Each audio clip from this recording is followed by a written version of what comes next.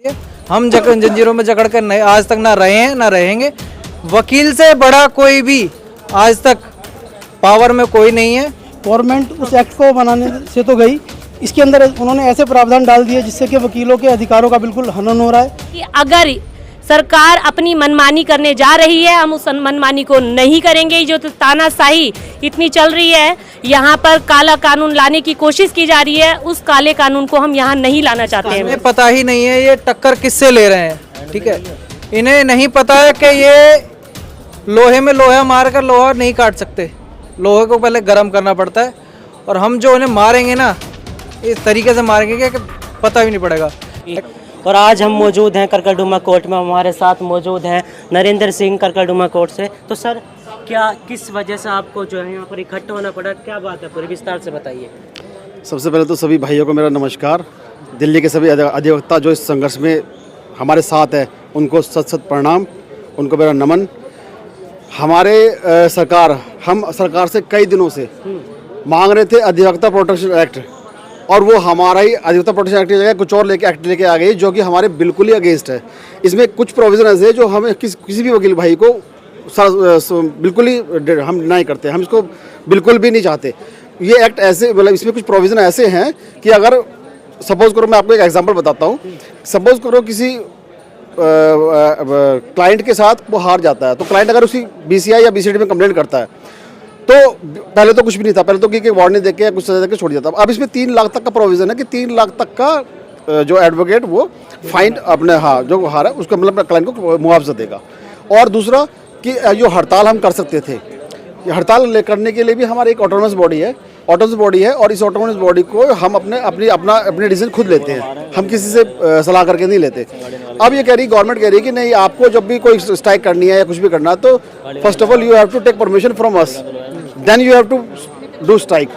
तो ये तो बहुत गलत है क्योंकि हमारा स्ट्राइक करना हमारा अधिकार है और अभी तक हम स्ट्राइक करते आ रहे हैं जब से वकालत का पेशा शुरू हुआ है। अब हमारी बातें नहीं मानी जाती तो हमारे पास क्या तरीका है सिर्फ स्ट्राइक का। अब स्ट्राइक में भी ये बोल रहे कि नहीं, हमसे परमिशन लोगे उसके बाद आप स्ट्राइक करोगे, तो ये तो डेफिनेटली जाती है वकीलों के ऊपर। और देखो, 2 वकील अगर लड़ते हैं, एक हारेगा एक जीतेगा, और जो हारेगा उसका क्लाइंट सही करो वकील साहब, उसका जो हारा उसका वकील साहब उसका क्लाइंट बोल देगा जी मेरा वकील साहब तो मिल गए उससे। इस वजह से वकीलों का काम जो होता है लड़ना होता है, और तो उनको दबाया जा रहा है, वकीलों को डेफिनेटली दबाया जा रहा है। अब ये वकीलों को दबा के मतलब चलो हर डिपार्टमेंट इनको दबाने के बाद वकील ऐसी कौम है, हम दबेंगे नहीं। वकील सरकार चाह तो रही है हमें दबाना, पर हमारी यूनिटी पूरे इंडिया में मतलब ऐसी स्ट्रांग है कि अगर दिल्ली में कुछ होता है रिएक्शन तो उसका पूरा इफेक्ट पूरे इंडिया में पड़ता है। तो ये तो सरकार भूल जाएगी, एक्ट आ जाएगा। अभी हालांकि इन्होंने इसमें कुछ अमेंडमेंट किया भी, ये पार्लियामेंट में जाएगा, पास होगा, वो होगा। कितने दिन से बैठे हैं आप? अभी हमारे कम से कम हम 5-6 दिन से हफ्ते भर से हम यहाँ बैठे हैं। और पीछे आप देख रहे होंगे, अगर कैमरा करके एक बार दिखाइए, हमारे वकील भाई भूख हड़ताल में बैठे हैं। और हम भी जो है क्रमवार हमने डिसाइड किया है कि 10 लोग बैठेंगे, फिर अगले दिन 10 बैठेंगे, ऐसे हम भी क्रमवार करके भूख हड़ताल करेंगे पूरी रात 24/7 हम लगातार भूख हड़ताल कर देंगे। ठीक जी मैम, आप क्या कहना चाहेंगे आप? जी देखिए, सभी अधिवक्ता साथियों को और जितने भी यहाँ साथी मौजूद हैं सभी को मेरा नमस्कार। मैं अधिवक्ता आंचल चौहान करकलडूमा में प्रैक्टिस करती हूँ। जैसा कि यहाँ पर अभी सभी लोग इकट्ठे हैं, अधिवक्ता साथी यहाँ पर लगातार रूप से स्ट्राइक कर रहे हैं। पिछले 3 दिन से हम लोग यहाँ पे स्ट्राइक कर रहे हैं और यहाँ पर कुछ लोग अनशन पर भी बैठे हैं। मैं भी यहाँ पर अनशन पर बैठी हूँ, मगर अभी इंटरव्यू की बात है तो इसलिए मैं यहाँ पर आप लोगों के बीच में अभी आई हूँ। अब जो ये सरकार हमारे लिए जो बिल पास करने जा रही है, मेन मुद्दा ये है कि देखो, हम इस बिल को बिल्कुल भी नहीं लाना चाहते। क्यों? क्योंकि ये अधिवक्ताओं के बहुत ही ज़्यादा खिलाफ है। इससे अधिवक्ताओं का काम ख़त्म हो रहा है, सारी चीज़ें ख़त्म हो जाएंगी। एक अधिवक्ता यहाँ आता है, कोई गरीब है कोई अमीर है उससे फ़र्क नहीं है, हर बंदा यहाँ पे कमाने के लिए आता है। बट सरकार हम लोगों के ऊपर यहाँ पर ये बोझ कर रही है कि अगर कोई भी क्लाइंट का केस अगर हम लड़ने जाते हैं और उसमें से अगर कोई क्लाइंट कोई भी अगर हार जाता है तो इसमें 3 लाख रुपए तक का कंपनसेशन हम पर किया जाएगा। तो हम ये सहन नहीं कर सकते हैं। यहाँ पर हम चाहते हैं कि अगर सरकार अपनी मनमानी करने जा रही है, हम उस मनमानी को नहीं करेंगे। जो तानाशाही इतनी चल रही है, यहाँ पर काला कानून लाने की कोशिश की जा रही है, उस काले कानून को हम यहाँ नहीं लाना चाहते हैं। कानून से क्या आम नागरिक को भी फर्क पड़ेगा? आम नागरिक को इतना फर्क क्या पड़ेगा बताइए। हम लोग यहाँ पर, हमारा ये रोजगार है, हम यहाँ कोर्ट में आते हैं, हमारा रोजगार खत्म किया जा रहा है। अगर हमारे किसी अधिवक्ता साथी के साथ में कुछ हो जाता तो हम स्ट्राइक कर लेते थे, बट आज यहाँ पर बात आ रही है कि अगर हम कोई स्ट्राइक करते हैं तो उस पर भी हमारे खिलाफ ये चीजें जाएंगी। तो हम ऐसा क्यों करें भाई? हमारी जो मजबूती है, हम वकील, एक वकील वैसे तो हजारों की संख्या से कम नहीं है, मगर हमारी यूनिटी को ये लोग खत्म करना चाहते हैं। हम इस यूनिटी को बिल्कुल भी खत्म नहीं होने देंगे। ये सरकार तक, ये संसद तक हम इस चीज की आवाज उठाते हैं कि हम ऐसा बिल्कुल भी नहीं होने देंगे, चाहे हमें इसके लिए कुछ भी करना पड़े। अभी आपने पूछा कि जैसे कि आम आदमी को क्या फर्क पड़ेगा। देखो, आम आदमी को मैं अपना खुद का एक्सपीरियंस बता रहा हूँ। मेरे क्लाइंट स्ट्राइक, अभी स्ट्राइक चल रही है 3-4 दिन से।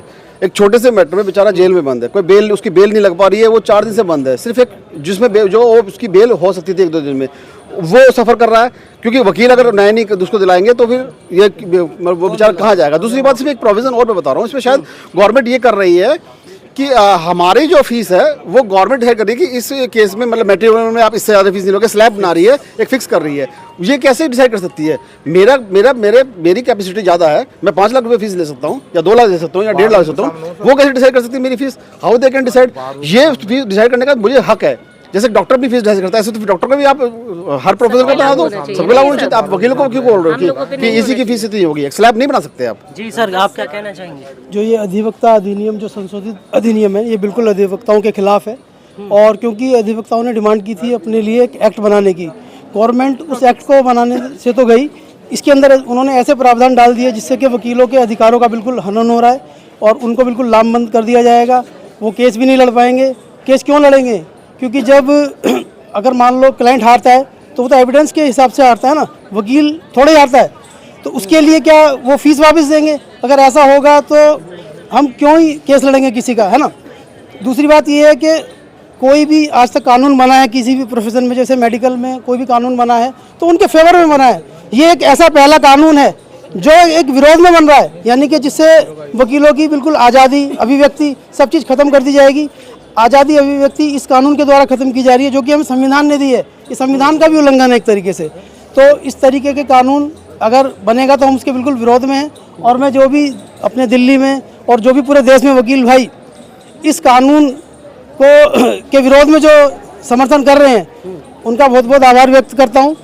और ये जो हम लड़ाई है, ये कोर्ट तक ही नहीं चलेगी। अगर गवर्नमेंट इस पर एडामेंट रही और इस बिल को पास करने की कोशिश की गई तो हम बिल्कुल घेराव करेंगे, सड़कों पे भी जाएंगे, संसद तक जाएंगे और जो है अपनी बात को कहेंगे। क्या लगता है षड्यंत्र रचा जा रहा है आपके खिलाफ जो है? देखिए, पहले किसानों के खिलाफ षड्यंत्र रचा गया, उसके बाद आम जनता पे षड्यंत्र रचा गया। अब जो है ये वकीलों के ऊपर षड्यंत्र रच रहे हैं और उनको कब्जे में करने की कोशिश कर रहे हैं, जो कि ना काबिल होगा और ना ही हो सकेगा। इन्हें पता ही नहीं है ये टक्कर किससे ले रहे हैं, ठीक है। इन्हें नहीं पता है कि ये लोहे में लोहा मार कर लोहा नहीं काट सकते, लोहे को पहले गर्म करना पड़ता है। और हम जो उन्हें मारेंगे ना, इस तरीके से मारेंगे कि पता भी नहीं पड़ेगा। एक्चुअली क्या है, हमारा जो संशोधन, जो अधिवक्ता संशोधन ये कर रहे हैं, एक्ट है, उसमें 35A के तहत उसमें ये लोग, हम लोगों को जो जैसे हम प्रोटेस्ट करते हैं, स्ट्राइक करते हैं, अंदर प्रीमाइसिस में हमारा जो भी काम होता है, क्लाइंट हमसे बदतमीजी करता है तो हम उससे कुछ नहीं कह पाएंगे, ना उनसे उनके खिलाफ कुछ कर पाएंगे, ठीक है। तो ये हमें जकड़ना चाहती है, हमें जंजीरों में जकड़ना चाहती है। हम जंजीरों में जकड़ कर नहीं, आज तक ना रहे हैं ना रहेंगे। वकील से बड़ा कोई भी आज तक पावर में कोई नहीं है, और ना ही PM है, ना ही CM है, ना ही आपका DM है, ना ही कोई पुलिस वाला है। लेकिन दिल्ली में तो अब बीजेपी की सरकार है, वो सबको एक समान मानती है, सबके अधिकार देखिए, जो मदद करती है सब। रेखा गुप्ता जी RSS की लेडी हैं, और वो भी, उन्होंने भी LLB की हुई है और CCS यूनिवर्सिटी से की हुई है, ठीक है। CCS यूनिवर्सिटी के अधिवक्ता हैं वो भी, और उन्हें सबसे पहले हमारे अधिकारों के लिए यहाँ हमारे साथ खड़ा होना चाहिए था, लेकिन नहीं, वो तो शपथ ले रही हैं सबसे पहले, ठीक है। बीजेपी ने सबसे पहले अपना जो CM बनाया वो RSS बनाया, कट्टरवादी बनाया, उसे पता है कि राष्ट्रवादी संगठन है वो कैसा भी सही, वो कैसा भी सही, ठीक है, चाहे वो राष्ट्रवादी सही, लेकिन वो जो है बीजेपी जो है उनकी जो एक सोची समझी साजिश है कि सबको दबाना है। देखिए वो सबको दबाएंगे। आप लोगों के माध्यम से मैं ठीक है। मैं आप पूरी दिल्ली के, पूरे इंडिया के वकीलों को एक आश्वासन दे जाता हूँ आप लोगों के माध्यम से, जब भी कोई वकीलों के खिलाफ कुछ हुआ है, शादरा बार हमारे कड़कड़ुमा कोर्ट के वकील सबसे पहले संगठित हुए हैं, और इसके बाद पूरे दिल्ली में, दिल्ली से पूरे देश में, तो ये बिल तो वापस नहीं लागू नहीं होगा। ये हम आपको आश्वासन देते हैं, गारंटी देते हैं, चाहे आप सरकार के तक बात पहुंचा दिए, ये बिल्कुल भी पास नहीं होगा। जो भी आप कह रहे हैं। देखिए, ये जो बिल है ये कहीं ना कहीं हमारे जो मौलिक अधिकार है आर्टिकल 21 जो की बात करता है protection of life and personal liberty की, ये उसका वोलेशन है। ये हमारी आवाज़ को नीचे गिराना चाहते हैं, क्योंकि इन्हें पता है कि एक वकील ही एक ऐसा आदमी है जो कि आवाज़ उठाते हैं नाइंसाफ़ी के लिए और इंसाफ दिलाते हैं अपने क्लाइंट को। तो जब मेरा आर्टिकल 21 का वोलेशन होगा या मेरे पास से वो पावर छीन ली जाएगी, तो मैं किस तरीके से औरों के खिलाफ मैं आवाज़ उठा सकता हूँ? मैं तो अपने ही केसेस में उलझा रहूँगा। यहाँ पर मैं अपने केसेस में अगर इन्वॉल्व होता हूं तो फिर मैं और लोगों पर, अपने क्लाइंट्स पर या और निर्दोष लोगों को कैसे इंसाफ दिलाएगा कोई भी वकील? ये नहीं दिला सकता। यहां पर फ्रीडम ऑफ स्पीच पे एक तरीके से फंदा लगा दिया गया है, उनके गलों पे बांध दिया गया है कि भाई एक वकील ही है जो ये हमें खींच सकता है कोर्ट के अंदर, तो क्यों ना इसे भी लपेट लिया जाए। जो कि पकोड़े तलवाने का काम अभी तक और लोगों से किया जा रहा था। अगर हमारे प्रोफेशन में हमारे हाथ काट दिए जाएंगे तो हमें भी वो दिन दूर नहीं जब हमें भी पकोड़े तलने पड़ जाएंगे। तो क्या लगता है, आपकी बात सुनी जाएगी? बिल्कुल सुनी जाएगी। हम यहाँ पे प्रोटेस्ट कर रहे हैं पिछले 5-6 दिन से, और हम हर जगह, और इस चीज को हम आगे तक लेके जाने वाले हैं, संसद तक लेने जाने वाले हैं, बीसीडी तक जाने वाला है। यहाँ पर ये रुकने वाला नहीं है। लोग यहाँ पर आक्रोश में है। यहाँ पर आप देख सकते हैं किस तरीके से लोगों की भीड़ है। यहाँ पर पूरी रात धरना रहा है। तो यहाँ पर ये कोई छोटी बात नहीं है। वकील अब एक हो चुके हैं, सारी जितनी भी दिल्ली की डिस्ट्रिक्ट कोर्ट है सब एक हो चुकी हैं, और ये पूरे ऑल ओवर इंडिया चलने वाला है। जो ये पूरा एक्ट है पूरा ही गलत है। इसमें एक सेक्शन की बात नहीं, सारे सेक्शन गलत है। 35 के अलावा 49A में चले जाओ। एडवोकेट हम है, फीस हम दे रहे हैं BCI को, इनरोलमेंट हम करा रहे हैं। फॉरनर का लॉ फर्म, फॉरनर का एडवोकेट आके यहाँ प्रैक्टिस करेंगे। अरे तुम अपने देश के एडवोकेट से तो वोट मांगते हो, इनसे सरकार बना दो। यहाँ जितने भी गवर्नमेंट में MP MLA और जितने आज जो मौजूदा CM ने शपथ ली, खुद एडवोकेट ने खुद समझना चाहिए एडवोकेट का दर्द। मैं तो ये कहता हूँ रेखा गुप्ता को इस्तीफा देना चाहिए आज ही, कि ये उनका परिवार है, उनके परिवार से ऐसी समस्या आई है कि एडवोकेट अमेंडमेंट बिल जो लाए, इन्हें एडवोकेट एक्ट लाना था। और वकील ही जितवाता है और वकील ही हरवाता है, ये बात रख ले, ये CM याद रख ले। देखिए हमारा एक क्या कहना चाहेंगे आप? हमारा एक एडवोकेट प्रोटेक्शन एक्ट है, उसे तो ये लागू करने से रहे, और ये हमारी जान और लेने को जा रहे हैं, हमें और जकड़ और रहे हैं। हमें फ्रीडम देने के बजाय जो भारत का जो एक मजबूत स्तंभ है वो है एडवोकेट, ये उसी एडवोकेट को तोड़ना चाहते हैं। अगर एडवोकेट का वो स्तंभ टूट गया तो इस देश को बर्बाद होने से कोई नहीं बचा सकता, इस देश को GDP घटने से कोई नहीं बचा सकता। इस देश में जो गंदगी फैलेगी, जो महामारी फैलेगी, जो गरीबी फैलेगी, उसे कोई नहीं बचा सकता।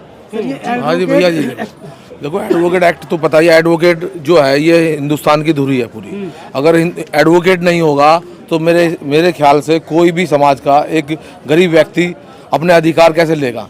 जो गरीब व्यक्ति का जो अधिकार है वो एडवोकेट ही दिलाता है बेचारा। अच्छा, हम पे ये क्यों हम प्रोटेस्ट नहीं कर सकते, कुछ नहीं कर सकते? पुलिस वाला जब किसी मुलजिम को गलत पकड़ के उसे जेल भेज देता है और उसी कोर्ट से उसे निर्दोष साबित हो जाता है, पुलिस पे कोई एक्शन नहीं होता उस पर। हमें अगर हम हारते हैं 2 एडवोकेट, हमें कंपनसेशन की वो कह रहे हैं कंपनसेशन दे गए एडवोकेट, कंपनसेशन। पुलिस की नौकरी क्यों नहीं जब्त करते हुए? कितने केस में पुलिस हार जाती है? पुलिस भाई स्टेट कितने केस में नहीं हारता? जजेज होते हैं, जजेज एक जो डिस्ट्रिक्ट कोर्ट का जो जज है वो गलत न्याय देता है, उसे हाई कोर्ट उसे डिसमिस कर देता है, तो जजेज पे कार्रवाई क्यों नहीं होती? एडवोकेट पर कार्रवाई क्यों हो रही है? एडवोकेट के क्यों देगा? मतलब सारा कुछ एडवोकेट ही करेगा। जो हिंदुस्तान को जो न्याय दिलाया है, जो अंग्रेजों से हमारी जो दिलवाया, एडवोकेट थे। भीमराव अम्बेडकर भी एडवोकेट थे, तुम्हारे गांधी जी भी एडवोकेट थे। समझे? जो एडवोकेट है ये मेरे ख्याल से, मैं अपना जो बता रहा हूँ, जो हिंदुस्तान को जो न्याय दिलाने वाले, यो सभी को अधिकार दिलाने वाला एडवोकेट ही है। एडवोकेट को तुम मतलब बिखेरना चाहते हो तुम लोग यार। एक बेचारा कैसा जीवन यापन कर रहा है, उन्हें पता, वे तो बैठे नहीं बड़ी बड़ी कुर्सियों पे, उन्हें क्या पता? एक बेचारा जो छोटा जो नया लड़का आता है LLB करके इन्वॉल्वमेंट कराता है, उसे पता कितना स्ट्रगल करना पड़ता है। 3 साल तक उसे बेचारे को फर्स्ट जनरेशन को, उसे पता 5 साल तक कैसे कैसे स्ट्रगल करना पड़ता है, उसे महसूस करो ना उस चीज के लिए। अब आते ही उसने बेचारे कोई एक केस हार गया, उसमें तो कंपेंसेशन डल जाएगा 90,000 रुपए या 3 लाख रुपए कहाँ से देगा बेचारा। क्या लगता है संविधान को भी कहीं ना कहीं खत्म किया जा रहा है? बिल्कुल, संविधान को उसमें सारा कुछ लगाई जा रही है उसके अंदर, सहज लगाई जा रही है उसके अंदर। आर्टिकल 21 का उल्लंघन साफ आर्टिकल 21 हमारे जो फ्रीडम हमारे 21 आर्टिकल 21 हमारा बिल्कुल हमारे से छीन रहा जा रहा है, और वकीलों पर सीधा छीना जा रहा है उसके ऊपर। सर ये एडवोकेट एक्सप्लॉयटेशन एक्ट है, ये एडवोकेट। मेरा मानना है कि इन्हें ये प्रपोजल है वापस लेना पड़ेगा। मैं अपने ओमवीर सिंह सिसोदिया अपने नाम से मैं रिक्वेस्ट करता हूं, चाहे वो रेखा गुप्ता जी हो चाहे पीएम साहब हो, आपसे हाथ जोड़ के निवेदन है वकीलों से टक्कर ना ले, नहीं तो पीएम सीएम सब यहीं धरे रह जाएंगे।